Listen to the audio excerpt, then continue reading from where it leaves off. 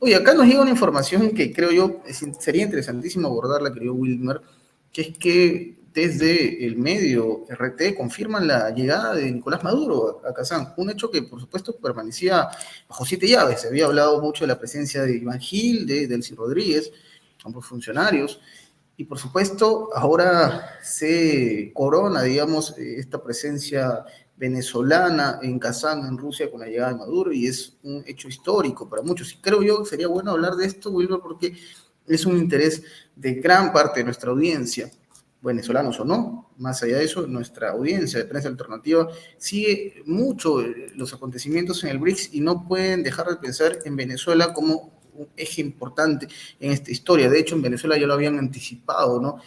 Que tienen la capacidad de potenciar al bloque en el ámbito o en el plano energético. Entonces, esto creo yo nos habla ya de un momento de mucha seriedad y por supuesto también hay que decirlo, nos confirma que no pudieron contra el gobierno venezolano. Estos intentos de golpistas han fracasado abiertamente y esta cumbre, el BRICS, no hace más que traducirlo, ¿no? Rusia, que es una potencia, y el bloque como tal, reconoce a Nicolás Maduro como mandatario más allá de los manotazos de ahogado que llegan desde la oposición y, por supuesto, desde el imperialismo. Pero bueno, ¿qué decir sobre esto, Wilmer? Esta situación parece escaló, ¿ah? Se va a hacer viral seguramente esta información en los próximos minutos. El presidente Nicolás Maduro es un hombre leal a su pueblo.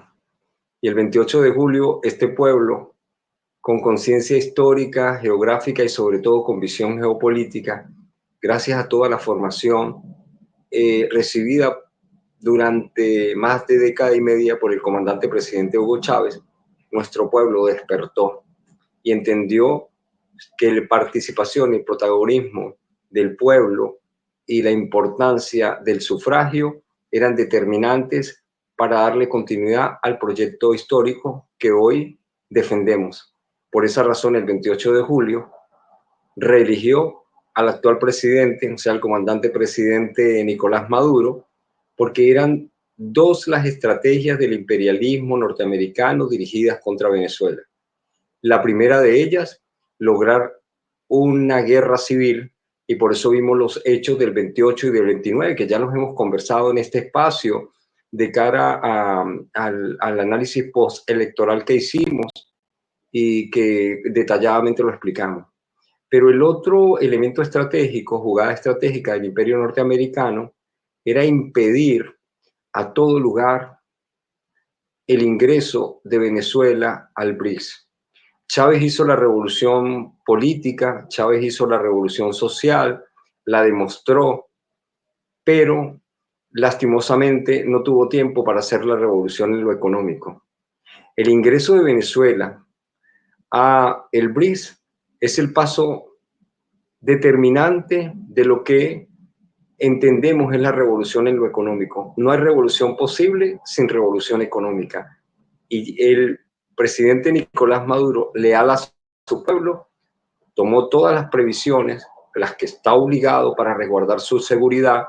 Lo decíamos desde el hecho comunicacional en semanas anteriores, Enzo, cuando todos nos preguntaban, pero va a ir, pero va a ir, pero va a ir, y recordábamos que él recibió una invitación formal del presidente pro tempore, que fue pública además, y luego supimos por el hecho comunicacional que le fue enviado escolta aérea desde Rusia para, por supuesto, hacer lo propio después de todos los intentos de magnicidio del que ha sido objeto. En política, las ingenuidades se pagan muy caro y por eso hasta el último momento se mantiene por temas de seguridad, por temas de inteligencia, ciertas informaciones que luego se conocen por el hecho comunicacional, pero no podía ser otra la actuación del presidente en respuesta al mandato que le dio el pueblo. ¿Cuál fue el primero? Mantener y garantizar la paz, porque es el único hombre que puede mantener y garantizar la paz en razón del liderazgo que tiene, no solo en Venezuela, sino en la región.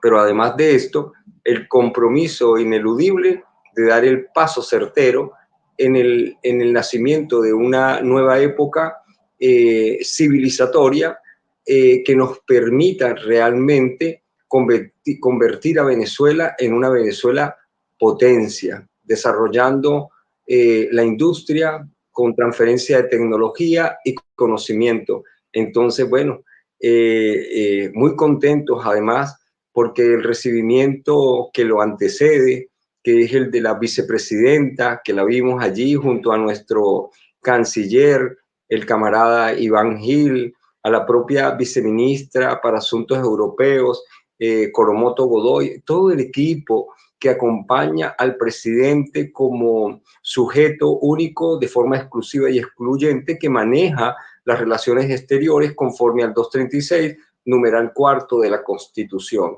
Es muy importante entender que esas 36 delegaciones que hoy se encuentran en Kazán, que están siendo acompañadas por 22 mandatarios, pero que además tienen encuentros ya y agenda fijada con el presidente Vladimir Putin. 17 de esos 22 se van a reunir. Es más, ya estamos viendo el día de hoy la reunión con la presidenta del nuevo Banco de Desarrollo, Dilma Rousseff.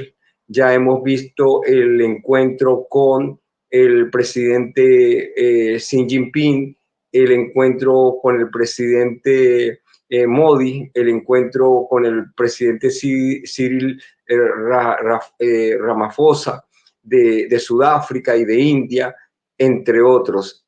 Además, ver allí, por supuesto, al representante de Palestina, realmente nos invita a aplaudir de pie este encuentro en el marco de la 16ª cumbre del BRICS que se celebra en esa hermosísima ciudad que se encuentra entre Asia y Europa. Cabe resaltar el hecho de que en América Latina están Cuba, lastimosamente Díaz-Canel no pudo acercarse, el imperio no descansa y por supuesto hicieron todo lo propio para que no fuera en razón de todo lo que le hacen con su sistema eléctrico. Daniel Ortega de Nicaragua, que es importantísima su presencia allá. También el presidente Arce de Bolivia, fundamental. Veremos en las próximas horas, en próximos días del desarrollo de esta cumbre. No solamente veremos, oiremos grandes sorpresas, porque realmente lo que está sucediendo en Kazán es un momento histórico para la propia humanidad en el marco de las relaciones internacionales, bajo los principios rectores de la Carta de las Naciones Unidas, de respeto, de iguales, sin asimetrías, porque definitivamente el golpe de timón nos tiene que llevar al nacimiento de un nuevo orden mundial, un orden más humano, un orden más justo para nuestros pueblos. Cierto, y claramente, tal y como lo mencionas, lo ocurrido en Cuba llamó mucho la atención de quienes seguimos con mucho interés y seguimos de cerca la situación de esta nación, porque claro, se había hablado también del interés de Cuba de sumarse a este BRICS ampliado, que por supuesto son asuntos que se seguirán trabajando, negociando en los próximos días, semanas, meses. Es difícil concretarlo ahora mismo, decir algo puntual. Pero claro, y llega a una cumbre que, por cierto, hay que mencionarlo también, creo yo, Wilmer, no sé si tienes la misma sensación que yo, ha opacado un evento que también, hay que decirlo, es importante, como son las elecciones de los Estados Unidos. Me parece mandado a hacer esto, ¿no? Porque claramente muchos se preguntan, bueno, el futuro de la potencia del norte, rivalidad entre Donald Trump, Kamala Harris, pero aparentemente este asunto, más allá de que estemos, digamos, en una zona del mundo específica, este evento como tal ha opacado un hecho tan importante también como lo es las elecciones en Estados Unidos. Y yo me pregunto ahora mismo, Wilmer, dentro de la agenda estadounidense, ¿qué podrían tener entre manos para debilitar este bloque? Porque claramente otro punto, digo cada rato claramente, ¿no? Pido perdón al público por esto, es un hecho que no se me da, pero bueno, hay un punto específico que es, llega la cumbre del BRICS en un momento de inestabilidad. Hay que reconocerlo, inestabilidad para el mundo. Guerra en Oriente Medio, genocidio, para decirlo de cierta forma, siendo más puntual y preciso con el término, ojalá que este video salga al aire, que no nos lo baneen, y lo que está pasando en Ucrania, desde luego. Entonces, uno se pregunta, a ver, pensando maliciosamente, ahora mismo en la agenda imperialista, ¿qué podrían traer entre manos para poder debilitar un bloque como este, que a todas luces va a seguir creciendo, se va fortaleciendo? Bueno, aún no se confirma, por ejemplo, la posición que tomará Arabia Saudita o la propia Turquía, pero vaya que hay actores importantes que están en este bloque ampliado, en este BRICS Plus, como es Irán, por ejemplo, que está en los ojos del mundo, y es precisamente Irán un país que está involucrado en lo que ocurre en Medio Oriente, porque se habla con mucha firmeza de una respuesta inminente de Israel. Pero más allá de eso, en la agenda imperialista, Wilmer, ¿tienen algo con qué contrarrestar, con qué hacer un contrapeso ante lo que a todas luces es el nacimiento de este nuevo mundo multipolar? Claro, Enzo, el imperio norteamericano y sus aliados no duermen. Recordemos que se encuentran en una fase de decadencia, ¿sí? Y que la fiera se encuentra herida, y por eso no extraña que en estos días, en estas horas, cualquiera de esos conflictos que tienen abiertos se exacerben con la intención de afectar esta cumbre extraordinaria que inicia esta época, inicia este nuevo ciclo civilizatorio. Todos esos frentes que tienen abiertos, los centros de guerra de Estados Unidos, del Mossad, del MI5-6, del NSI de España, o sea, todos esos centros dedicados a la guerra deben estar trabajando los escenarios probables y posibles, no, probables más cercanos, de cómo impulsar en cualquiera de ellos una exacerbación que llegue a un nivel que impida, ¿sí?, el cierre de esta cumbre de forma normal. No es para nada ingenuo, para nada simple la interrogante, el análisis y además la reflexión que tú haces al respecto. Claro que sí, el imperio norteamericano en este momento debe estar en el mayor de los niveles, ¿sí?, de los distintos combinaciones de guerra para ver cómo impide la culminación de esta cumbre, donde hoy prácticamente han llegado casi todos los jefes de gobierno de las 36 delegaciones que se encuentran ahí, y que 17 de ellos se van a reunir con el presidente Putin, o que ya se están reuniendo con el presidente Putin. Cuando Venezuela, que es un miembro asociado, que en el hecho real, en el hecho concreto, en el terreno, ya trabaja como un miembro pleno con los BRICS, y que hoy simplemente, o mañana, o pasado mañana, estamos en el marco de la formalidad de la membresía, que nos dará la condición de miembros plenos, ya trabaja el tema sobre todo del desarrollo industrial en Venezuela, fortaleciendo la industria o el parque industrial que tenemos, pero además de eso, haciendo transferencia de tecnología, de industria y de conocimiento.